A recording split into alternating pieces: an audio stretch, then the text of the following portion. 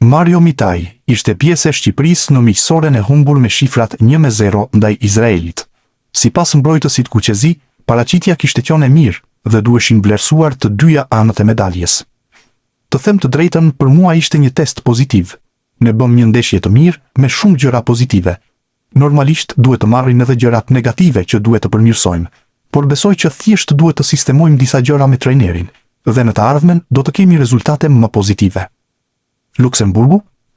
Në aspektin e cilësisë nuk jam në të njëjtin nivel si Izraeli, por besoj se do të jetë një tekst i mirë për ne, se do të kemi ndeshje zyrtare, dhe në këtë ndeshje mund të provojmë gjëra, lojtarë të tjerë që mund të provojë trajneri.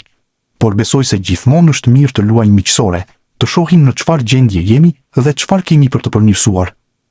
Për mua është gjithmonë një krenari të luaj me Shqipërinë. E më pëlqen shumë kur vi këtu në Shqipëri dhe luaj, se tifozët kanë ardhur gjithmonë na kanë mbështetur. Një falënderim të madh për mbështetjen që na kanë treguar gjatë çdo ndeshje, tha Mitaj. Trajneri i kombëtares shqiptare Rolando Maran do të ketë zgjedhjet shumë të kufizuara sa i përket emrave që mund të hedhë në fushën e lojës për ndeshjen e dytë miqësore ndaj Luksemburgut. Trajneri nuk kishte në dispozicion kundër Izraelit sulmuesin Myrto Uzuni, edhe pse fillimisht ky i fundit ishte parashikuar si titullar në ndeshje në fjalë. Sulmuesi mbeti jashtë për shkak të një viroze, duke mos u stërvitur në ditët e fundit, dhe FSHFB bëri të ditur se kjo situatë vazhdonte edhe në ditën e sotme, kur ekipi bëri seancën e zakonshme post ndeshje. Por këtë herë, Uzuni nuk është i vetëm. Edhe Anis Mehmeti, i cili luajti titullar në ndeshje ndaj Izraelit, rezulton me simptoma virale dhe për këtë arsye është lënë pushim sot, në monitoring nga stafi teknik. Duke pasur parasysh kohën e shkurtër në dispozicion, pasi ndeshja me Luksemburgun luhet të shtunën, duket pak e mundshme që të dy futbollistët të rikuperojnë dhe të jenë në formë për duelin në fjalë. Oskar Glauk ishte protagonisti kryesor i ndeshjes mes Shqipërisë dhe Izraelit, pasi goli i tij ishte ai që u dha fitoren miqve në Air Albania. Por përtej golit, lojtari i Ajaxit u bë protagonist edhe me festimin e tij provokues kthyer ndaj tifozëve shqiptar, duke u bërë shenjë të heshtnin. Kjo solli reagimin fillimisht të Hysajt dhe Hoxhës që u përplasën me të, duke krijuar konfuzion në fushë, ndërsa trajneri i Izraelit, Gal Cohen, e zvendësoi menjëherë futbollistin. Unë e mirë kuptoj Oskar. Mu desh ta hiqja nga fusha në mënyrë që situata të mos përshkallëzohej. Jam i lumtur për të se është një nga lojtarët tanë kryesor, tha trajneri për vendimin për të zvendësuar futbollistin. Ndërkohë, vetë futbollisti as nuk është qetësuar pas ndeshjes, e përkundrazi ka treguar se ka vepruar me vetdije të plot, duke i qëndruar atij veprimi që bëri në fushë ndaj tifozëve shqiptar. Nuk mund ta lija të kalonte. Na vorshëllien gjatë himnit. Isha i ndezur që në fillim të ndeshjes. Emocionet dhe goli më çuan drejt saj dhe nuk jam penduar. Shokët e skuadrës më mbrojtën më së miri. Jam i lumtur më shumë për këtë se çdo gjë tjetër. I dua secilin prej tyre, sepse më mbrojtën. Lojtarët shqiptar nuk më intereson. Unë lash fushën e lojës më pas se nuk desha që të më dëmtonin. Jam i lumtur që i solla krenarin njerëzve tanë, tha futbollisti i Izraelit. Ndeshja në Tiranë ishte e vetmja miqësore në qershor për Izraelin, pasi Shqipëria ishte e vetmja që pranoi të luante me të. Të gjithë përfaqësueset e tjera europiane e kanë shmangur ekipin, i cili për shkak të situatës së luftës është përballur me kontestime dhe udhëton gjithmonë në kushte ekstreme sigurie. Për më tepër, shumë prej tifozëve të përfaqësuesve europiane kanë kërkuar që të bojkotohen edhe ndeshjet zyrtare me Izraelin. Dhe bamirësinë që vendosi të bënte FSHFB në një situatë të tillë e shpërbleu më së miri Glauch me gjestin e tij ndaj tifozëve shqiptar në fushën e lojës. Kombëtarja e Shqipërisë u përball dje me Izraelin në stadiumin Air Albania. Sfida u humb me rezultatin 0-1 nga Kuqezint. Oskar Glauk shënoi në minutën e 73 dhe provokoi tifozët. Ishte Elseid Hysaj që u përplas me të. Tensioni mbeti vetëm tek ai episod. Pas vërshëllimës përfundimtare, të dyja skuadrat po takoheshin në mënyrë miqësore. Sqarimet mes lojtarëve të Shqipërisë dhe Izraelit nuk munguan. Ndër të tjera, shikohet kapiteni Berat Gjimshiti, që po fliste me Manor Solomon. Të dy luajnë në Serie A. Ish futbollisti i kombëtares shqiptare Redi Jupi ka analizuar paraqitjen e parë të Shqipërisë në drejtimin e trajnerit Rolando Maran dhe i ishte dukur një ndeshje me shumë luhatje.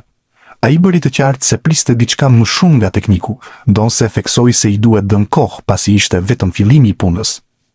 Gjithmonë humbjet në shtëpi nuk janë të mira, dhe me një ekip i cili me të vërtet ka një rezultate që thelloi diferencën raport me ne sa i përket fitoreve, por është një kundërshtar i përballueshëm në mundësitë tona për ta mundur.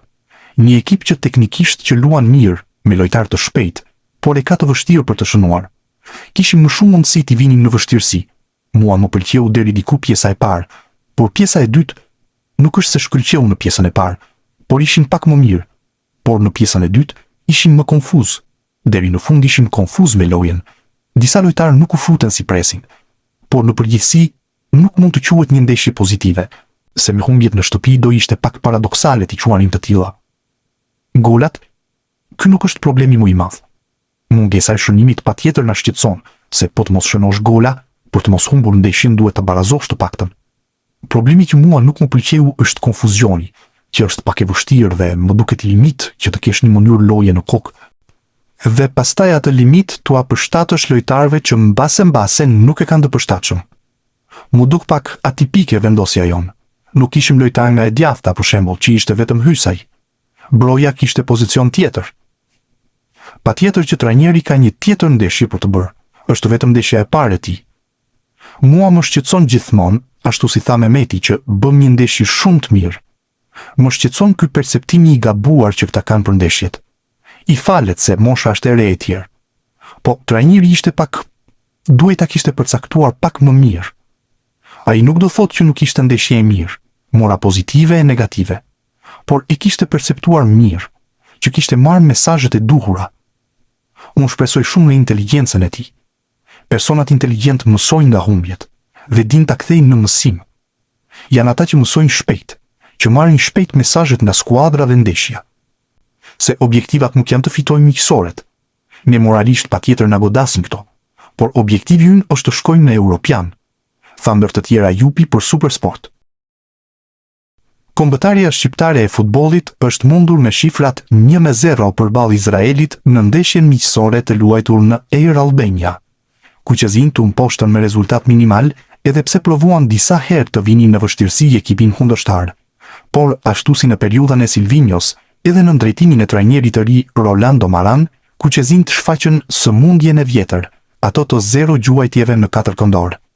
Kuqezinjtë, të mësuar me stilin e kërkuar nga Silvinjo, ku shpesh herë kërkohej të goditej nga jashtë zonës, e kanë të vështirë të gjejnë shënjestrën, dhe kjo vazhdoi edhe në ndeshjen ndaj Izraelit.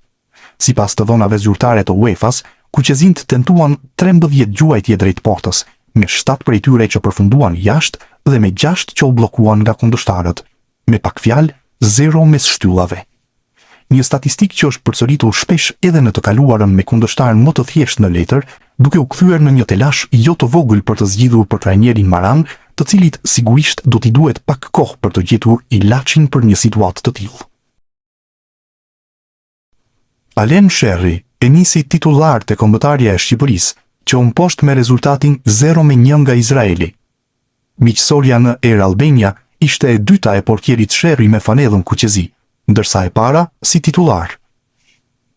Të them të drejtën, duke marrë parasysh situatën tek ekipi, që vin nga një ekip që jam aktivizuar shumë pak, nuk e prisja të them të drejtën.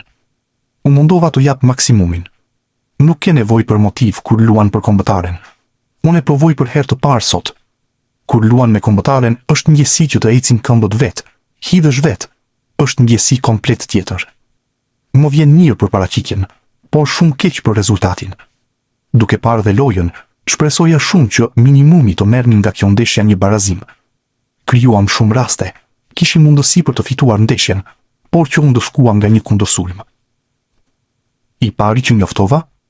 Ja them nënës, por me raste, se është pak problem dhe kur ja them dhe kur nuk ja them.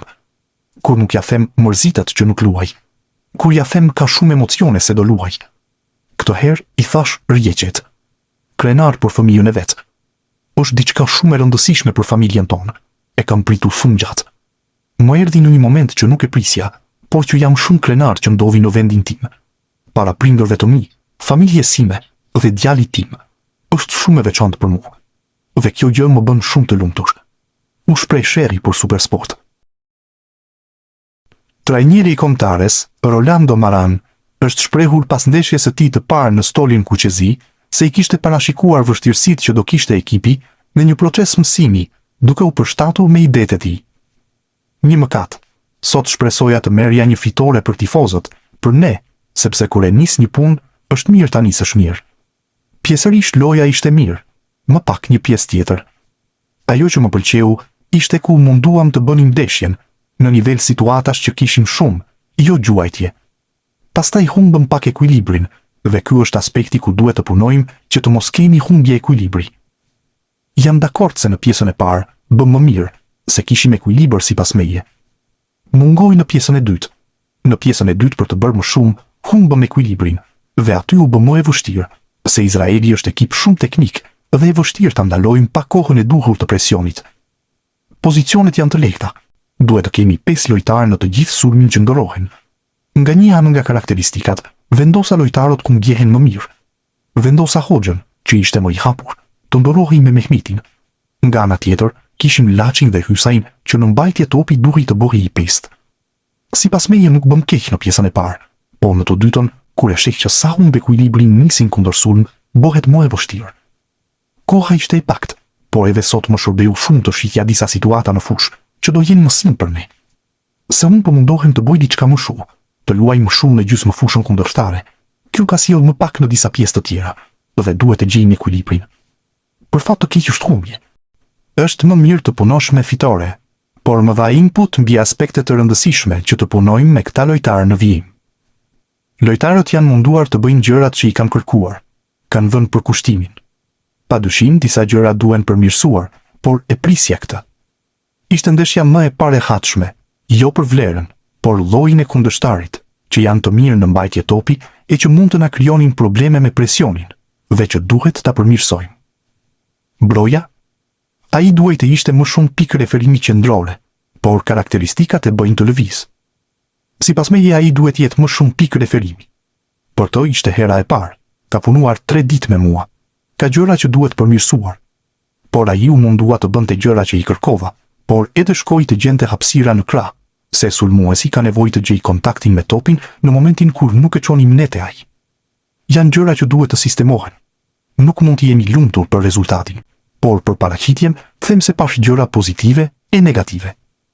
Ndoshta prisja të punoja me rezultat pozitiv, por mua më ka shërbyer shumë, se më jep indicje se ku mund të punoj më shumë. Mikpritja? Tani kam provat, kam gjetur një mikpritje të shkëlqyer, ndaj nuk jam i kënaqur sot, se ishte e mirë të shpërbleja të gjithë me paraqitje dhe rezultat të mirë. Por e dinim që ishte ndeshje nxemjeje, dhe shpresoj që të shpërblej këtë ngrohtësi që kam marrë deri tani, tha Maran për Supersport. Arber Hoxha ka luajtur sot një ndeshje me Shqipërinë jashtë pozicionit të zakonshëm në të majtën e sulmit, duke qenë më i tërhequr. Kjo është mënyra si trajneri do të luaj. Kishim pak stërvitje me trajnerin e ri, por çdo ditë po ndjehemi më mirë. Nuk kishim fat te goli, goditëm portën, krijuam raste dhe nuk shënuam. Të vëmb? Normale, se besoj se u paraqitëm mirë. Edhe në pjesën e parë krijuam shumë raste. Izraeli nuk kishte shumë raste. Na dënoi në pjesën e dytë me një kundërsulm me top të humbur në sulm dhe normale që dhemb. Momentalisht jam i fokusuar këtu. Pjesën e transferimit nuk e kam në mendje se ndjehem mirë edhe ku jam. Nëse është kismeti të bëj një lëvizje këtë verë, do e bëj. Nuk e di. Të them të drejtën, nuk kam dijeni për asgjë, tha Hoxha për Supersport pas ndeshjes. Anis Mehmeti foli pas ndeshjes që Shqipëria humbi me rezultatin 0-1 ndaj Izraelit. Sulmuesi i kombëtares tha fjalën e tij nga stadiumi Air Albania. Shumë mirë u ndjeva. Nuk më pëlqejnë intervistat. Besoj se kemi bërë ndeshje shumë të mirë. Më erdhi pak keq se nuk bëra golin në minutën 2. Duhet ta kisha bërë patjetër. I ngarkuar? Nuk besoj. Është thjesht momenti. Kur ma dha krosimin Hysaj, nuk e pash. Erdhi me pak vonesë. Ndoshta duhet ta godisja me kokë.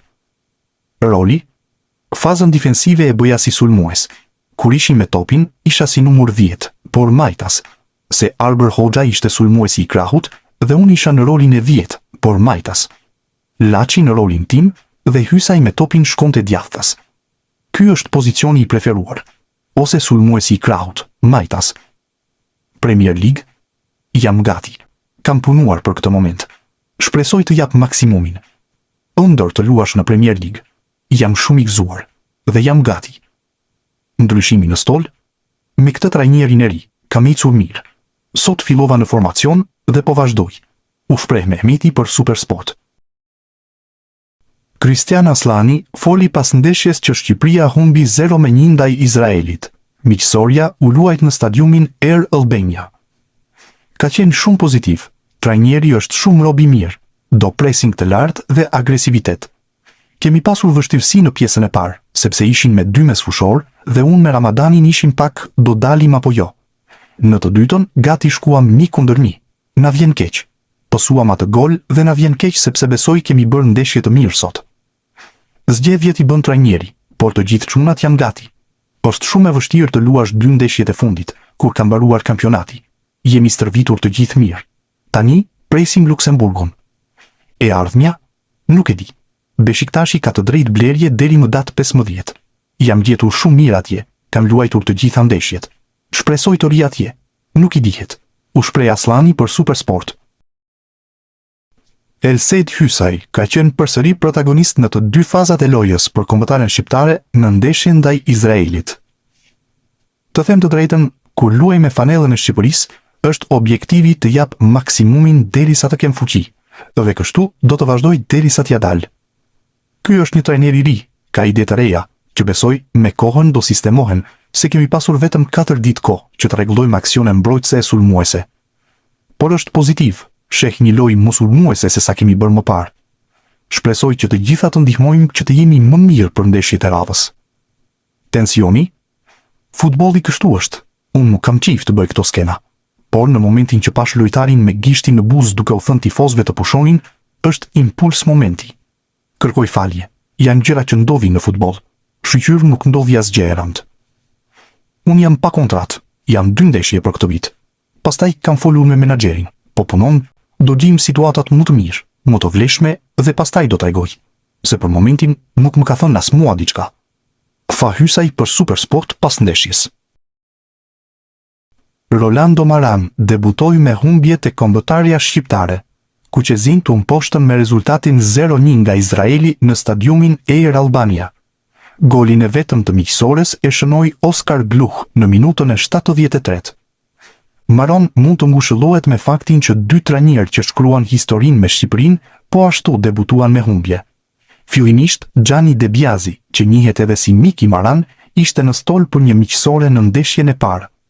Shqipëria u mposht në transfertën e Gjorgjis me rezultatin 2-1. Ishte shkurti i vitit 2012. De Biasi më pas u bë trajneri i parë që dërgoi Shqipërinë në një kompeticion si Europiani. Trajneri i dytë që u bë pjesë e historisë me kuqezint ishte Silvinho. Tekniku brazilian po ashtu debutoi me humbje, ndërsa kombëtarja humbi 1-0 në transfertën e Polonisë. Ishte marsi i vitit 2023. Silvinho jo vetëm shkoi në grupet e një Europiani, por edhe udhëhoqi Shqipërinë në play-off të botërorit. Shqipëria e ka nisur me humbje etapën e saj në drejtimin e Rolando Maran, e mposhtur me shifrat 1-0 në Air Albania nga Izraeli. Në një ndeshje ku Maran kishte zgjedhur ta niste me Mehmetin në sulm për krah Brojës dhe Hoxhës, ishin kuqezint që kishin iniciativën pikërisht fal lojtarit të ri në repartin e avancuar, pasi ai tentoi disa herë të gjente rjetën. Por kuqezint nuk ja dolën të shënonin në një ndeshje që kishin mjaft mirë nën kontroll. Por një zbritje e shpejtë në të majtën e Glouh dhe një diagonale e tij në shtyllën e largët, gjeti të pavendosur mirë prapavjen kuqezi dhe solli golin e vetëm të ndeshjes. Kjo pasi pavarësisht ndryshimeve të Maran, Shqipëria u shfaq më pas rrallë herë rrezikshëm në sulm, duke mos krijuar shkëndijën që pritej për të barazuar rezultatin, pavarësisht dëshirës që shfaqen kuqezint.